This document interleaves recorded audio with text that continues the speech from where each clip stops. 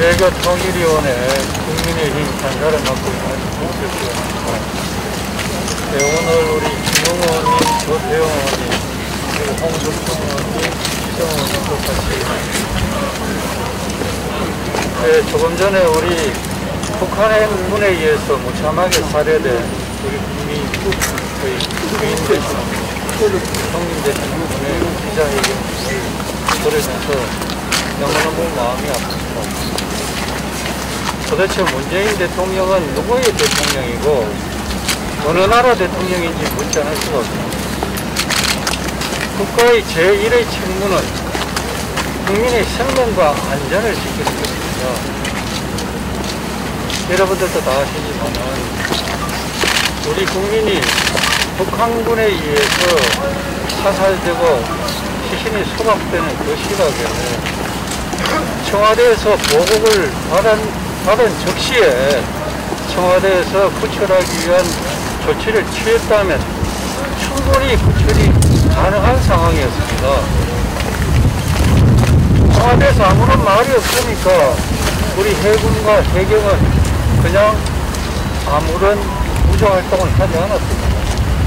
다시 말하면 이 정부가 우리 국민을 죽인 것입니다.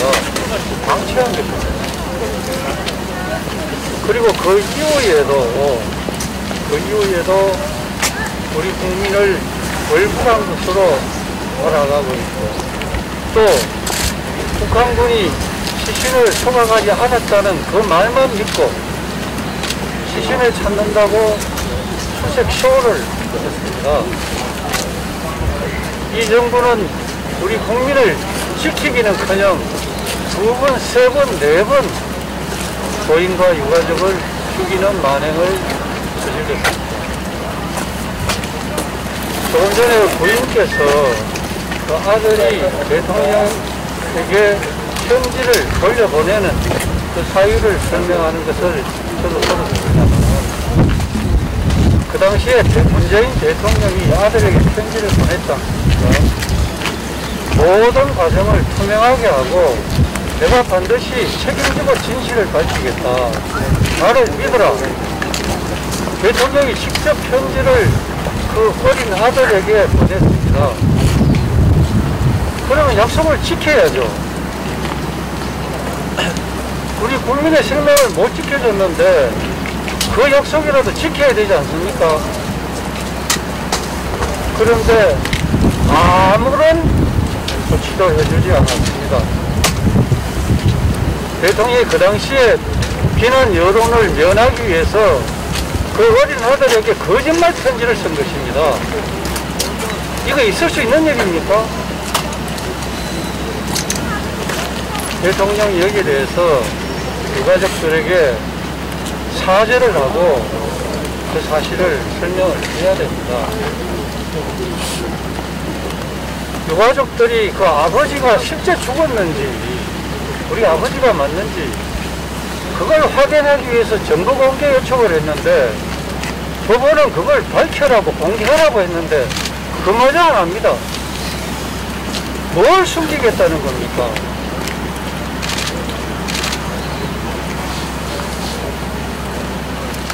정말로 마음이 아픕니다. 저희 국민의힘은 우리 국민이 북한군에 의해서 이렇게 무참하게 살해되는 희생당하는 이런 일이 없도록 철저하게 안보를 강화해 나가겠습니다. 그리고 이 유가족들의 처절한 절규에 대해서 이 진실을 밝히는데 저희들이 온 힘을 다해서 협력하겠다는 말씀을 드립니다.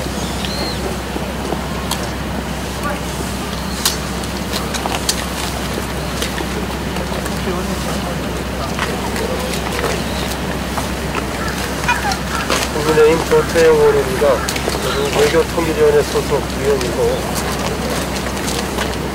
이 공무원이 북한군에 의해서 무참하게 살해되고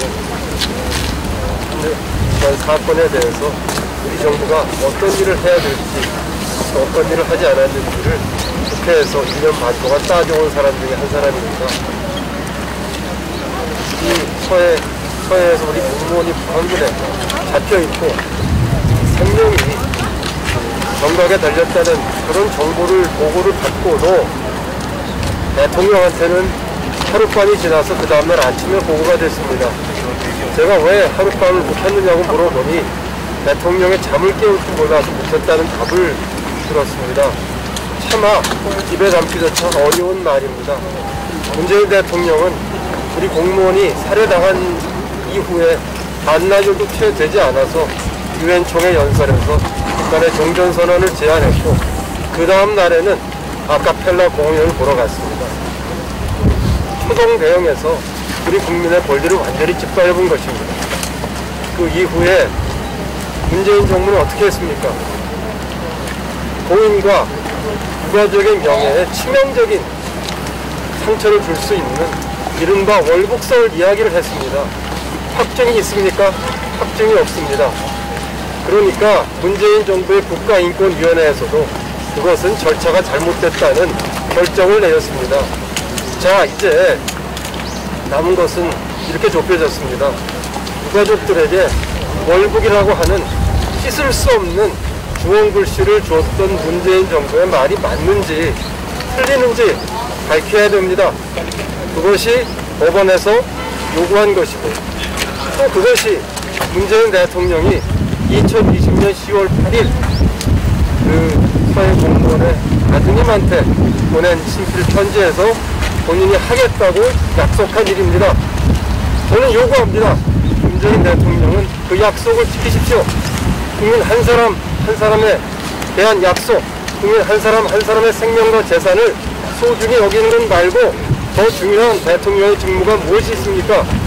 저는 또 문재인 대통령께 요구합니다. 문재인 대통령은 기회는 평등하고 과정은 공정하고 결과는 정의로울 것이라고 했던 그 취임사에서의 약속을 지켰다고 우리 서해 공무원과 그 부인, 아드님, 따님 그리고 형님한테 눈을 똑바로 쳐다보면서 내가 취임사 때 약속을 지켰다고 말할 수 있습니까? 지금이라도 문재인 대통령은 안보실장에게 지시해서 법원의 판결대로 진상규명에 꼭 필요한 기록을 공개하도록 지시를 내려야 됩니다. 그렇게 하지 않으면은 문재인 대통령 취임 때 했던 국민에 대한 약속을 완전히 저버리게 되는 것이고 오늘 우리 유가족께서 반환하시는 문재인 대통령의 편지 반환은 유가족뿐 아니라 온 국민이 문재인 대통령한테 가졌던 국민적 신임을 반환하는 것이 될 것입니다. 대통령이 옳은 결정을 내려야 됩니다. 감사합니다.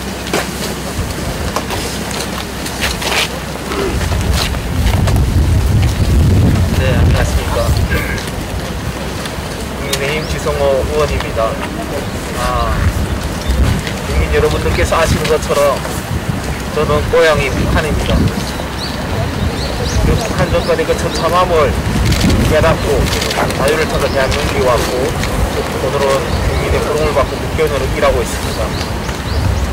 대한민국 문재인 정부 5년 동안 저는 피눈물을 흘리는 많은 사람들을 보았습니다.